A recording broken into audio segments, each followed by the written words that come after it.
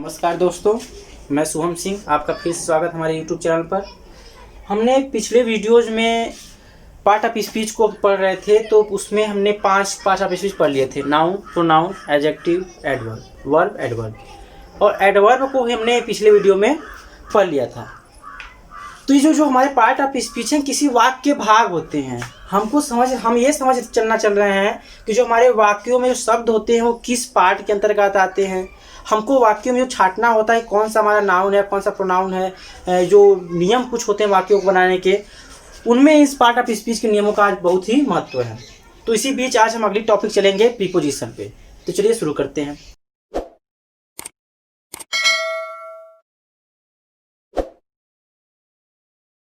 ये प्रीपोजिशन क्या कह रहा है? संबंध बोधक शब्द। A preposition is a word used before a noun or a pronoun to show its relation with the other words of the sentence. क्या बोल रहा है? Preposition is a word which show the relation।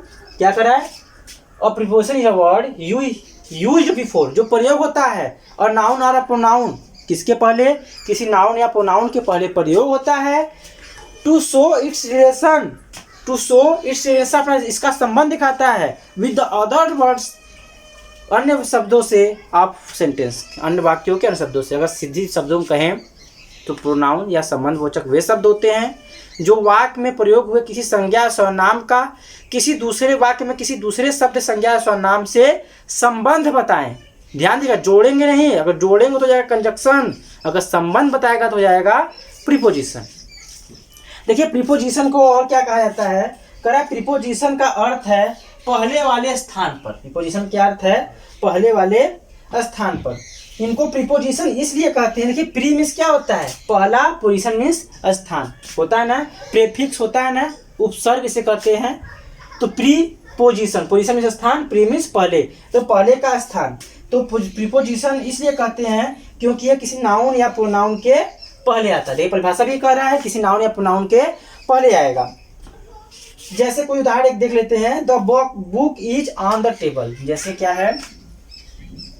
The book is on the table.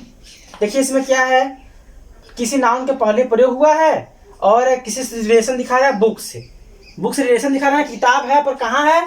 मेज पर है। तो on क्या है? इस रिलेशन दिखा रहा है, दोनों वाक्यों नाउनों को बीच में क्या दिखा रहा है? वो रिलेशन दिखा रहा है। ठीक है, तब देखते हैं कुछ प्रीपोजिशन निम्नलिखित है। मतलब क्या? कुछ प्रीपोजिशन ऐसे हैं जिनके अर्थ कुछ अलग अलग होते हैं, तो उनके अर्थों को हम देखते हैं। जैसे कि ऊपर के लिए प्रीपोजिशन कुछ हमारे हैं। जैसे ऊपर के लिए अगर प्रयोग किया जाए, अगर हमारा ऊपर के लिए कौन कौन से प्रीपोजिशन प्रयोग होते हैं जो ऊपर के अर्थ दे? अर्थ उनका क्या हो? ऊपर हो क्या होगा? On, upon, at, above, over. जैसे है on, upon, above, at, over. ये किसके लिए प्रयोग किए जाते हैं? जब अर्थ हमारा ऊपर के लिए हो तो ये सब शब्द जो प्रयोग किए जाते हैं। और कहाँ कहाँ प्रयोग किए जाते हैं हम इसको आगे देखेंगे। नीचे के लिए क्या प्रयोग होते हैं इसको आप नोट करते चल सकते हैं। ये याद करने वाली चीजें हैं कि क्या क्या नीचे के लिए प्रयोग होता है। क्या क्या है? अंडर, बेलो, बीनीथ। अंडर, बेलो, बीनीथ।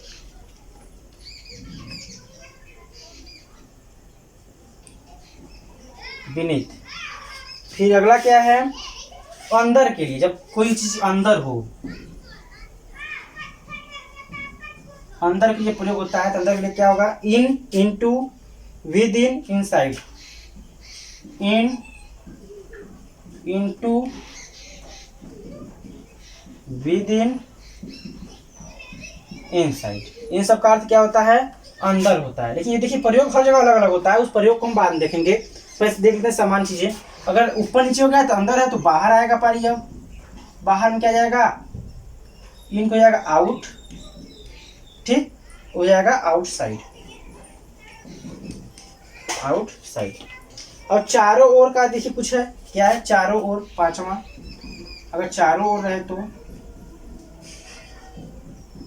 ये समझिएगा, दिखा रहा है अर्थ। इन अर्थों के लिए ऐसे प्रीपोजिशनों का प्रयोग किया जाता है। जैसे हो जाएगा अबाउट, राउंड, अराउंड। क्या जाएगा? अबाउट, चारों का हो जाएगा अबाउट, राउंड और ए राउंड। ठीक है, अबाउट, राउंड, ए राउंड। ठीक, और देख लेते हैं। और भी हमारे कुछ ऐसे हैं जो कि बीच में लिए प्रयोग होगा। और किसके लिए प्रयोग होगा? पीछे के लिए, बीच में होकर के लिए। अगर बीच में होकर, अगर बीच में होकर के प्रयोग होगा तो उसके लिए क्या प्रयोग होगा? तो उसके लिए प्रयोग होगा हमारा थ्रो। क्या होगा? से होकर के होता है ना, पासिंग थ्रो। सातवां हमारा क्या है? जैसे सातवां है पीछे के लिए। क्या? पीछे के लिए। पीछे के लिए क्या प्रयोग होता है? Behind, after. नहीं, दोनों ही का अर्थ क्या होता है? पीछे होता है। बिहाइंड और आफ्टर दोनों का अर्थ क्या होता है? पीछे होता है। अगर आठवां हमारा क्या है? आठवां कहें तो आगे के लिए होगा। अगर पीछे हो गया तो आगे होगा ना। आगे के लिए क्या होगा? Before, in front of. Before, in front of. ठीक, इन फ्रंट ऑफ अलग अलग रहेगा, इन फ्रंट ऑफ। और उसके बाद कुछ अन्य हैं, उसको लोग देखते हैं। कुछ अन्य भी हैं, ये ध्यान देगा। अन्य अर्थ की बात नहीं कर रहा है, मतलब जो बच्चे पूछे हैं उनकी बात कर रहा है। क्या है? जैसे ऑफ, फ्रॉम, टू। ऑफ है, फ्रॉम है, टू है, और क्या है? By, with, for, since. By, with, for, since. ये सब क्या है? और हमारे प्रीपोजिशन हैं। कुछ अन्य प्रीपोजिशन हैं। ऊपर के लिए ऑन, अपॉन, जो कि होता है। नीचे के लिए अंदर के लिए होता है। अंदर के लिए होता है।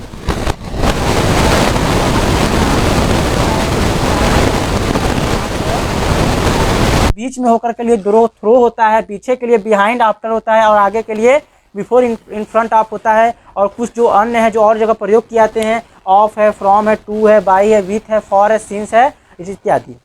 ये सब हमारे क्या थे? कुछ प्रीपोजिशंस थे। अब चलिए प्रीपोजिशन का प्रयोग करने के जो कुछ नियम हैं उस नियमों को हम देखते हैं। तो चलिए शुरू करते हैं। देखिए नियम में पहला क्या कर रहा है? प्रीपोजिशन नियम में लुक के बाद हमेशा एट आता है। क्या होता है?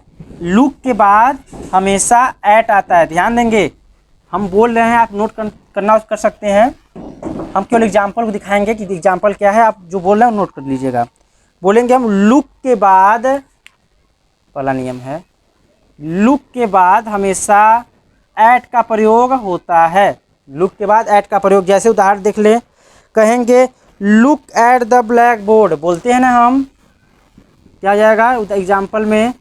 लुक एट द, या होता है लुक एट मी, मुझे देखो, at the black board.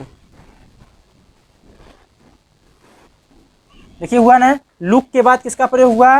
Eight का प्रयोग हुआ। लुक के बाद किसका प्रयोग हुआ? लुक था, लुक के बाद एट का प्रयोग हुआ। दूसरा नियम क्या कह रहा है? दूसरा नियम कह रहा है लाफ के बाद भी एट का प्रयोग होता है। क्या? लाफ, हंसना। लाफ के बाद भी किसका प्रयोग होता है? एट का प्रयोग होता है। जैसे एक सेंटेंस दिखा दे रहे हैं, don't laugh at the beggar. Do not laugh at the beggar. भिखारियों पर मत हंसो, भिखारियों पर मत हंसो। तो लाफ के बाद देखिए किसका प्रयोग हो गया है? एट का प्रयोग हुआ है। अगला देखते हैं नियम क्या है। अगला नियम क्या कह रहा है? विथ का प्रयोग। विथ का प्रयोग में क्या कह रहा है? विथ का प्रयोग में कह रहा है कि जब किसी वस्तु की सहायता से कोई काम की लिया जाता है तो वहाँ विथ का प्रयोग होता है। किसी वस्तु की सहायता से, वस्तु की सहायता से कोई काम ले, कोई काम ले तो वहाँ क्या प्रयोग होता है?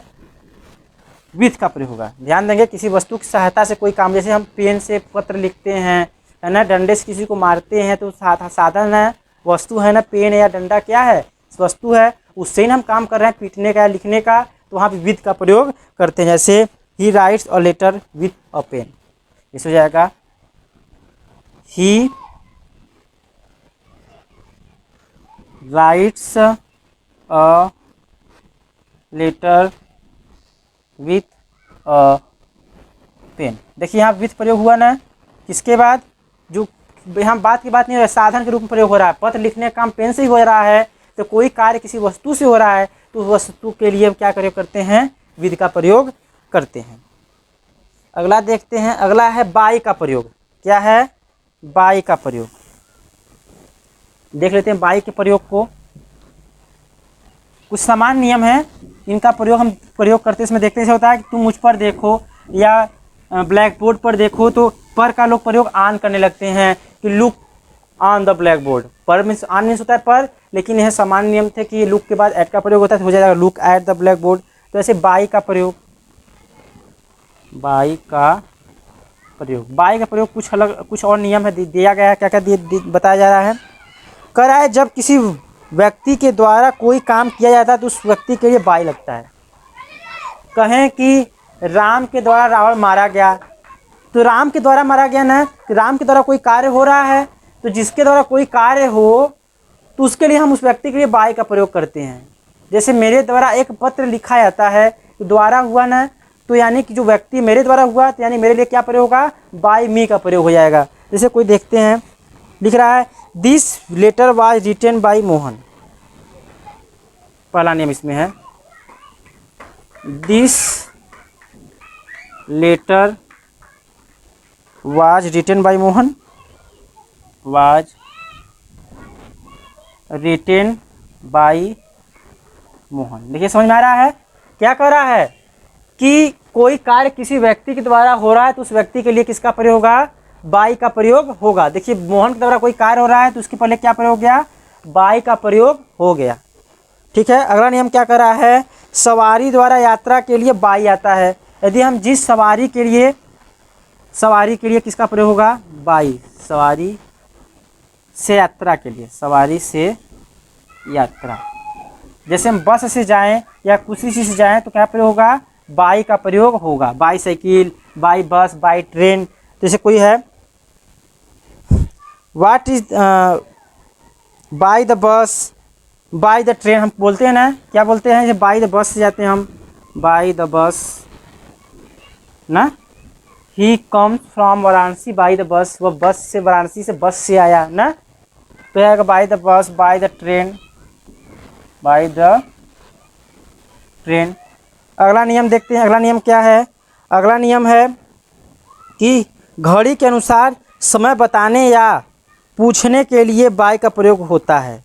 घड़ी के अनुसार, किस कोई घड़ी लगाया है, उसके अनुसार समय बताना या समय पूछना कि तुम्हारी घड़ी में क्या टाइम हुआ है ना, दीवार पर घड़ी में क्या समय हो रहा है, तो किसी घड़ी के अनुसार जो समय को पूछते हैं, बताते हैं, तो वहाँ हम बाय का प्रयोग करते हैं। जैसे what is the time by your watch, क्या कर दें, what is the time by your watch.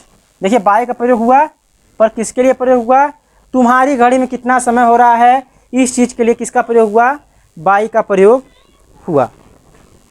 अब देखते हैं टू का प्रयोग कहाँ होता है, जब कहीं जाता है, वहाँ के लिए, जब कहीं जाया जाता है तो वहाँ के लिए टू का प्रयोग होता है। जब हम कहीं जाते हैं तो वहाँ पे टू का प्रयोग होता है। जैसे टू का प्रयोग है, टू का प्रयोग, हम यदि कहीं पर जाते हैं तो वहाँ पे हम किसका प्रयोग करते हैं, टू का प्रयोग करते हैं।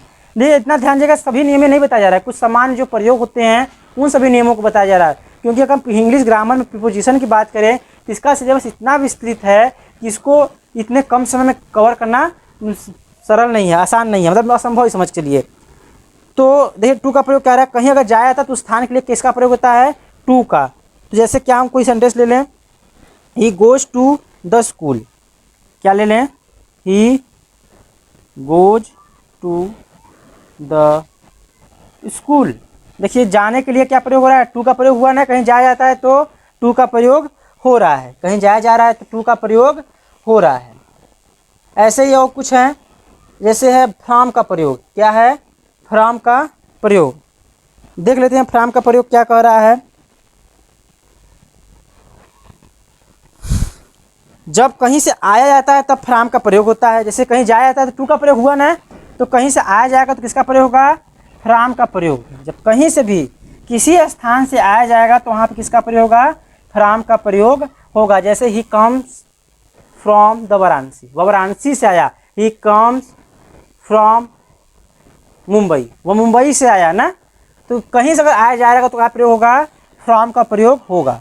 तो जैसे हम कोई लिख लेते हैं वाक्य, तो जाएगा I am coming from house. I am coming from house. देखिए आ रहा है कहाँ से? घर से आ रहा है, तो क्या प्रयोग हो गया? फ्रॉम प्रयोग हो गया। फिर कह रहा है जब कोई काम भविष्य में होता है तो वहाँ फ्रॉम का प्रयोग होता है। क्या चीज़? जब कोई काम भविष्य में किया जाता है, जैसे कि हम कल करेंगे, तो उसमें क्या होगा? फ्रॉम का प्रयोग होगा। जैसे I shall go to school from Monday.